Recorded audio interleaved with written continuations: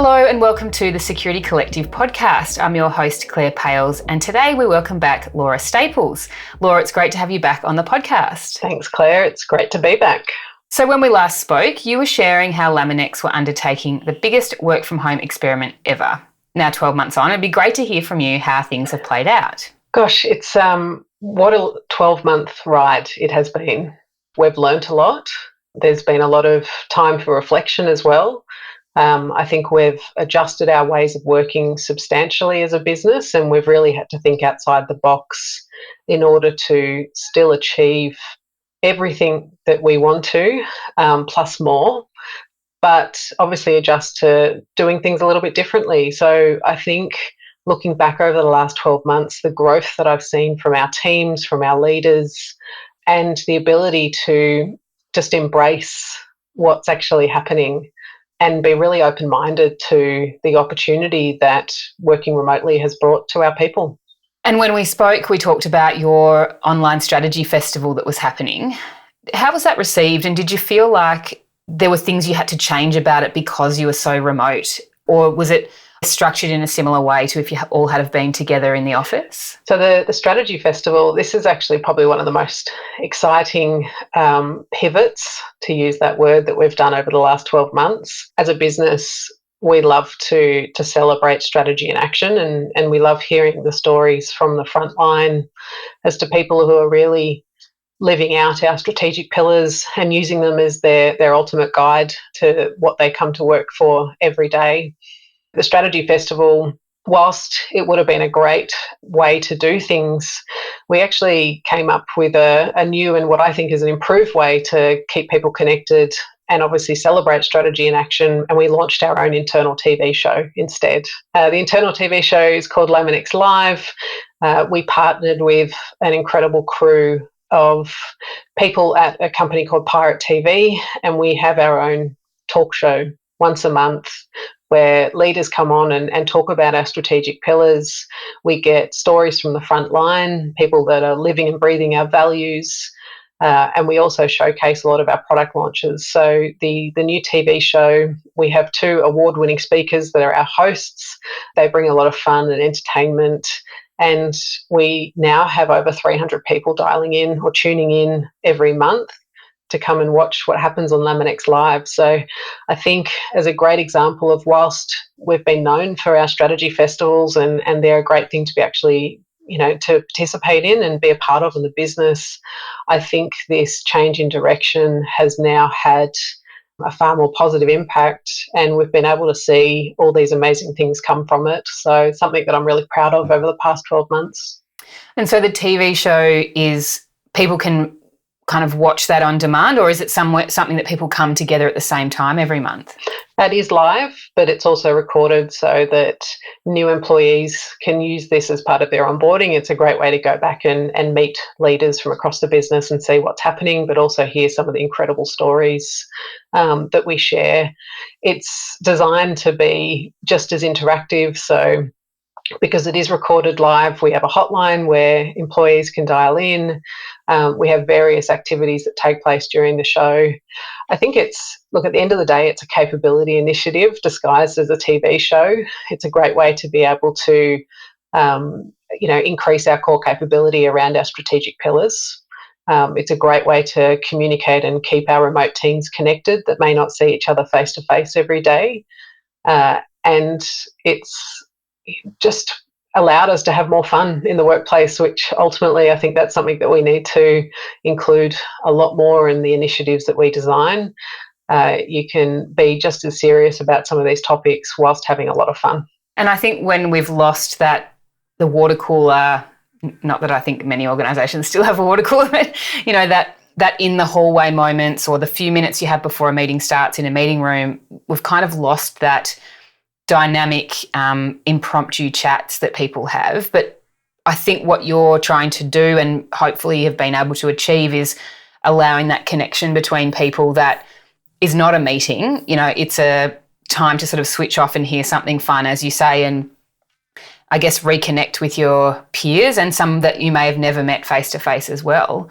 And, there's lots, I guess, of ways that organisations can do that. But I love the idea that you've brought something that is making is exciting people, and also, as you say, is a back catalogue of, I guess, what am I trying to say? Like a back catalogue of highlighting some of the great leaders in your business that we probably would have never have done if COVID hadn't have happened.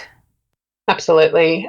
We work with two incredibly talented speakers or TV show hosts, Michael Dixon and Simon Waller.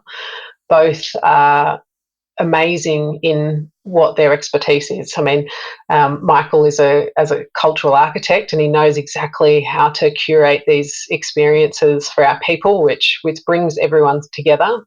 And Simon and his use and knowledge of technology and how it can amplify impact.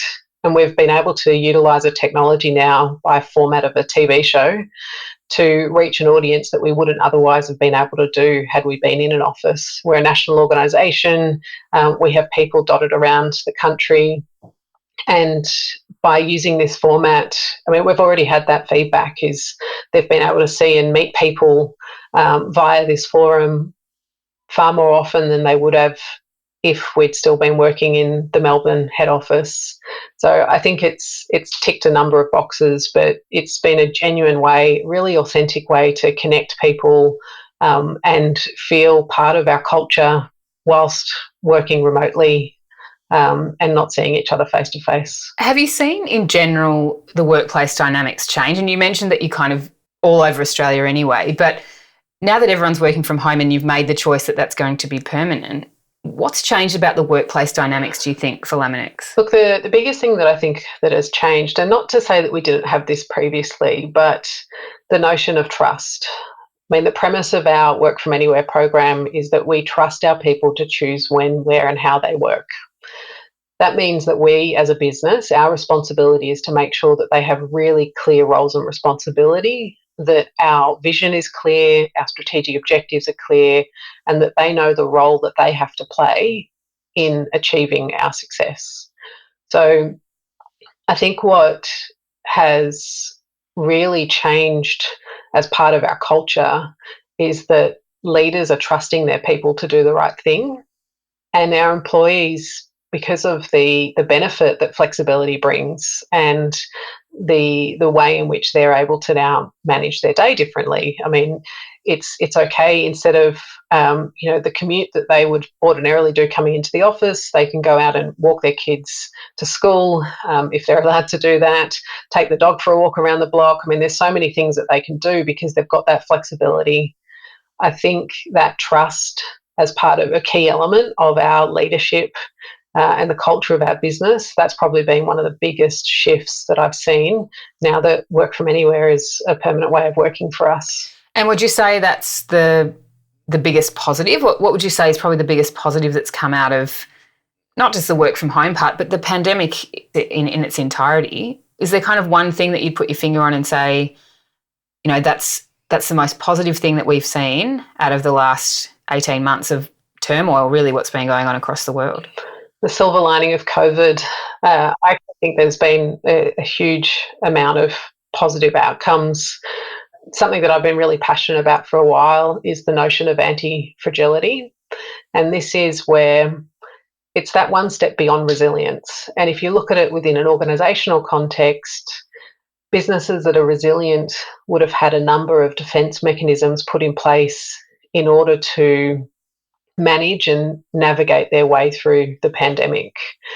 At the other side of it, they're probably going to be the same shape and size, whereas the businesses that have approached this with a really anti-fragile mindset have actually absorbed the impact and have grown stronger from it. And I think Laminex and our people are a great example of having an anti-fragile mindset. The silver lining of COVID is that we've been able to recognise and reinforce that as a leadership team, but also as an employee and our culture, we're absolutely able to embrace impact in whatever shape, form or size that might be, and evolve and become stronger on the other side of it. Not only has our ways of working changed, the structure of our business has changed, the products that we offer, the services that we offer, a whole heap of things have come as a result of the last 18 months because we've had to think differently We've had to work with our customers differently, and we've had to build in this culture of trust and empathy for our people, because everyone has been managing or navigating through this pandemic differently. So how do you get a remote workforce to embrace a culture of anti-fragile or anti-fragility? I'm interested to ask because obviously this is a podcast normally about cybersecurity, and we have a very strong lean on the word resilience, particularly at the moment, because organisations want to be seen to be able to bounce back from a cyber attack or have, as you said, particular controls in place and continuity plans and response plans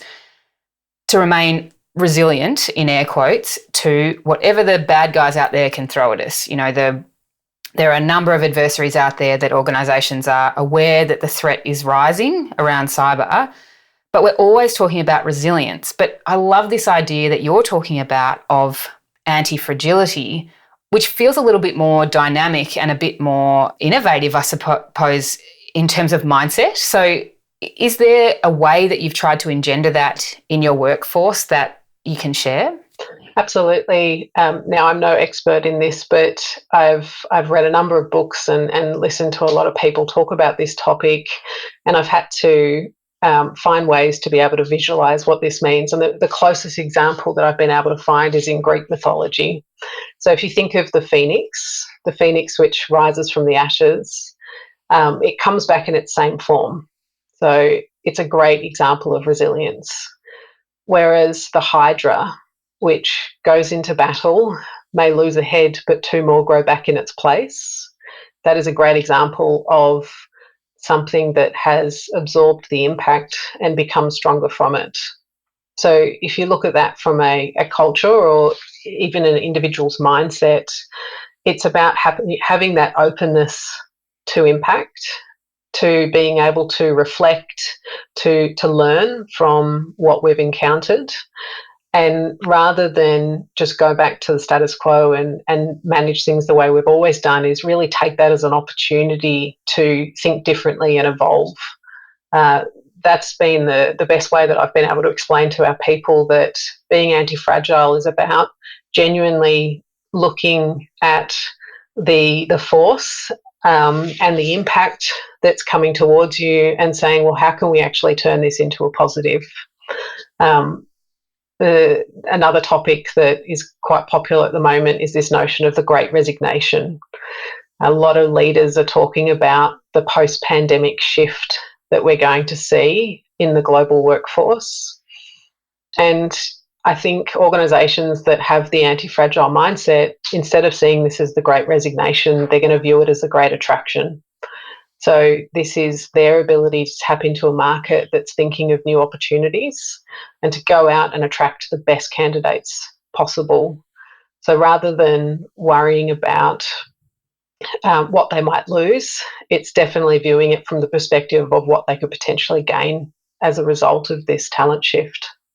It's such a, as you said, such a popular topic at the moment, and certainly, you know, if you haven't read about the Great Resignation, you only have to Google it because, you know, people have been talking about it, especially in the States. I think the conversation started and certainly reaching Australia now. And I think the figures for America was something like they saw 40% of the workforce turning over.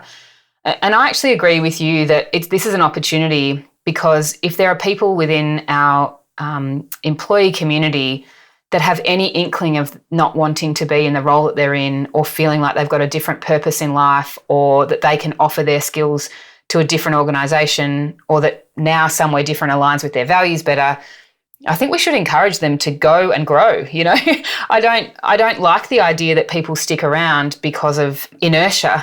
You know, this kind of, it's not bad enough to go, but it's not good enough to stay, and they're sort of in this flux of limbo, I suppose. The idea that if people have a desire to work elsewhere or to go and lie on a beach or whatever the case is, should we be encouraging that?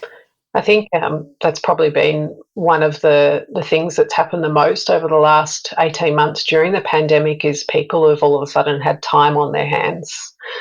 And so when you've got time, you tend to reflect. And I think you start questioning what your own values are, and do they align with your employer. And it's completely fine to think about new opportunities, because we want humans at the end of the day to evolve and grow and to have new experiences. So as an organisation, it's about creating uh, really memorable offboarding experiences as well as onboarding experiences, so that they end up being what I've heard termed as boomerang talent. They will eventually come back if the experience of trying new things and going to the next opportunity, the next chapter of their life, as a positive one. Um, and I think that's what leaders really need to embrace, is letting their people try new things, and that could potentially be a role in another organisation, and going out there and looking at all the potential talent that they'll be able to tap into now. I've also read some really high stats in some surveys recently about the number of people that are going to start looking for new opportunities once, so for example, in Melbourne, when restrictions ease. So 2022 is looking to be that big year, that big shift. But I think at the end of the day, it's really, as a leader, how you can approach the opportunity that it brings, and making sure that your organisation is fit and ready to welcome new talent, new thinking, and I guess diversity of thought into the business. Do you think that the changes we're about to see in 2020, or the Great Resignation, or any of those vast changes that will happen as a result of the pandemic, do you think that you can put many of those down to burnout? And I guess in the case of Laminex, now that you are work from anywhere, how are you able to measure or monitor for burnout and, I guess, mental health with your staff now that they're consistently off-site? Burnout is certainly a popular topic at the moment, and I think we're seeing a genuine, and this has come as the shift in ways of working. I definitely think that burnout is a topic that organisations need to take really seriously, because we've seen that blur between work and life. And whilst Laminex has got a whole range of initiatives in place, we've got a partnership with an organisation called Mentor Mia, we've got wellbeing hubs, we do workshops with our leaders. Probably the most important shift that we've made over the last 12 months is to introduce a new program called Goal Mastery, where every employee now has a wellbeing goal that they set alongside their performance goals. And I think by bringing a wellbeing goal into the conversation between yourself as a leader, you're actually having an accountability buddy. I mean, we know that from research, and for anyone that's tried to change a habit, telling someone else and having that accountability buddy working alongside you, you're going to be more successful in breaking some of those bad habits.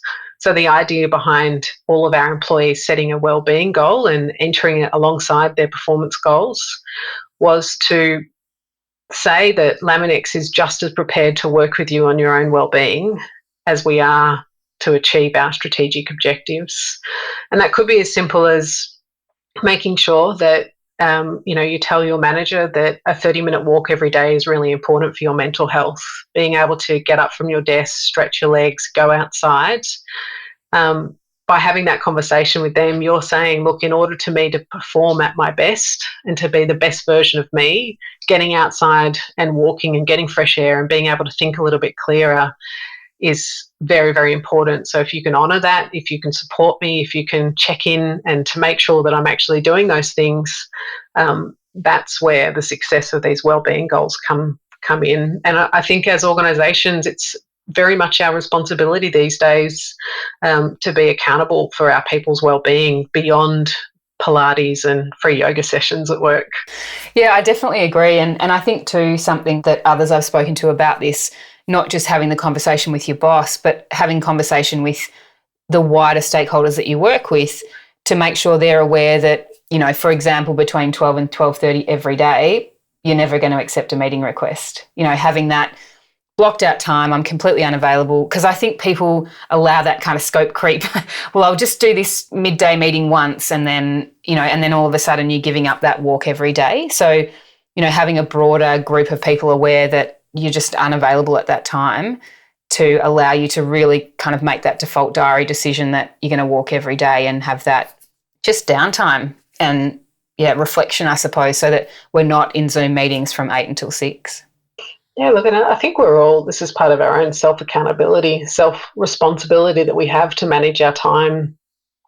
There's without a doubt that the events of the pandemic and the change in working style that everyone's had, that hours have shifted, but we're also able to manage our diaries a lot more. I mean, I block out the first couple of hours of my day in my diary so that people can't put meetings in, so that I can make phone calls, that I can respond to emails, that I can use that as time to think about some of the challenges that we might have, and problem solve with a clear runway to be able to do that. Everyone's got different things that are going to work from them, and I don't think it's up to the organisation to prescribe a one-size-fits-all solution. But I think what we need to do, and it's a cultural thing, is to empower our people to be responsible for their own time, and to say that it's absolutely okay to have a sacred hour in your diary where you don't accept meeting invites, you don't answer phone calls, and that is the time that you get to spend in order to feel organised and feel on top, and not get that sense of overwhelm and burnout that can come from not being able to say no at times.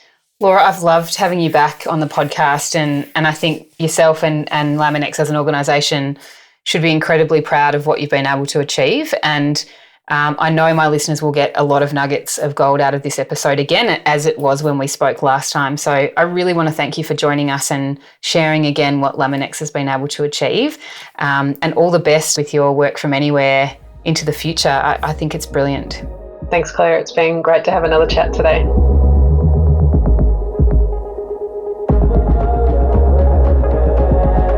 Thanks so much for joining me today. If you want more information on any of our guests, head to thesecuritycollective.com/podcast. This podcast is produced by East Coast Studio. I'm Claire Pales, and I look forward to seeing you next week.